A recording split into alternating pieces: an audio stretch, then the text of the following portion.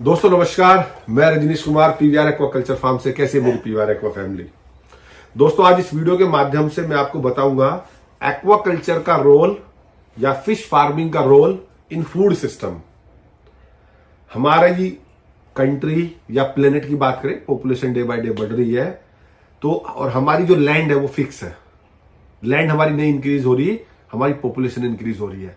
लेकिन हर प्राणी को खाना चाहिए और खाने में मेन कंपोनेंट प्रोटीन है और प्रोटीन ही आपकी ग्रोथ के लिए जिम्मेदार है। तो प्रोटीन आएगा कहां से? जैसे जैसे पॉपुलेशन इंक्रीज होती रहेगी पूरी प्लेनेट की, तो और लैंड पे जो हम कल्चर कर रहे हैं, अपनी खेती कर रहे हैं और कुछ हार्वेस्ट कर रहे हैं, वो हम ऑलरेडी बहुत हाइट पे कर रहे हैं। हाइट से मतलब कि हम उसकी ईल्ड जो ले रहे हैं वो बहुत अच्छी ले रहे हैं। लोगों ने उसमें पेस्टिसाइड यूज कर, फर्टिलाइजर यूज कर उसकी ईल्ड बहुत इंक्रीज कर दी है और वो अपनी हाइट पे है। अब ऐसा नहीं है हम एक क्रॉप के ऊपर एक क्रॉप उगा पाएंगे। तो अब आपके पास ऑप्शन बचता है पानी, या कहेंगे एक्वा फार्मिंग, या कहेंगे जल कृषि। तो हमें जल कृषि पे मूव होना पड़ेगा और उसी से हमारे प्लेनेट को, हमारे ग्लोब को प्रोटीन मिलेगा। मैं आपको बताना चाहूंगा लास्ट के 50 वर्षों में जो हम कैप्चर मछलियां पकड़ते थे, जिसको हम मैराइन फिशेस कहते हैं, हम तकरीबन वो 96% से 48% पे आ गए हैं।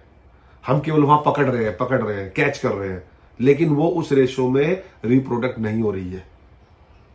तो ये बहुत ही एक अलार्मिंग सिचुएशन है।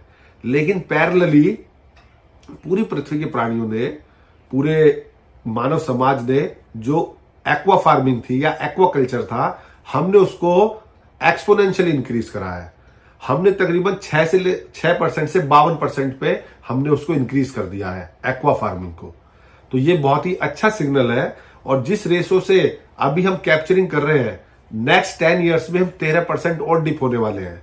तो वो सारी फिशेज अब आप ऐसा कह सकते हैं कैप्चर फिशेज एक्वा फार्मिंग पे या इनलैंड फार्मिंग पे शिफ्ट हो रही है। तो इससे ये एक आप एनालाइज कर सकते हैं कि इस इंडस्ट्री में कितना पोटेंशियल है, कितना फ्यूचर है, और आप इसको एज ए मेन स्ट्रीम अपना बिजनेस, अपना ब्रेड बटर देख सकते हैं। दूसरी सबसे बड़ी बात मैं बताना चाहूंगा, तकरीबन लास्ट के 20 साल में हमने 20 से 45 मिलियन टन एक्वा फार्मिंग का जो फीड है उसको एनहांस करा है। जो मछलियां खाना खाती हैं, तो क्योंकि ये दोनों अनुपात इसलिए हमें समझ में आ रहे हैं, अगर हमने फीड को इंक्रीज करा है प्रोडक्शन को लास्ट 20 इयर्स में, तो पैरेलली हमें देखने को मिल रहा है कि हमारी जो एक्वा फार्मिंग थी वो भी बहुत बड़ी 6 से 52% इंक्रीज हो गई है। तो दोनों का अनुपात हमारी समझ में आ रहा है। वो इसलिए बढ़ी है क्योंकि लोगों ने मछली को दाना खिलाया है, तो तभी फार्मिंग बढ़ेगी। नेचुरल फार्मिंग से, या जो हम कहते हैं कम्युनिटी पॉन्ड से हमने कभी कुछ खाना नहीं खिलाया, उससे ना तो ईल्ड बढ़ी ना प्रोडक्शन बढ़ा। तीसरा जो एक्वा फार्मिंग की स्टोरी है, एक तरफ आपकी मछली है, एक तरफ मनुष्य है और एक तरफ एनवायरमेंट है। तीनों में बहुत बड़ा क्लोज रिलेशनशिप है।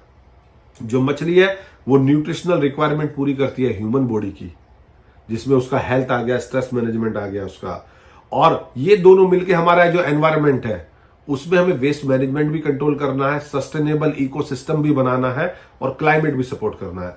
अगर आप मछली पालन करते हैं तो आप अपने उस एरिया का वाटर टेबल इंक्रीज कर देते हैं, लोगों को एम्प्लॉयमेंट मिलता है, प्रोटीन मिलता है और आपकी लाइफ भी इंक्रीज हो जाती है। तो ये अभी समय है, ये राइट टाइम है कि आप एक्वा कल्चर को एक्सेप्ट करें, इस इंडस्ट्री का पार्ट बने और इस इंडस्ट्री की ग्रोथ में अपनी भागीदारी दर्ज करें। धन्यवाद।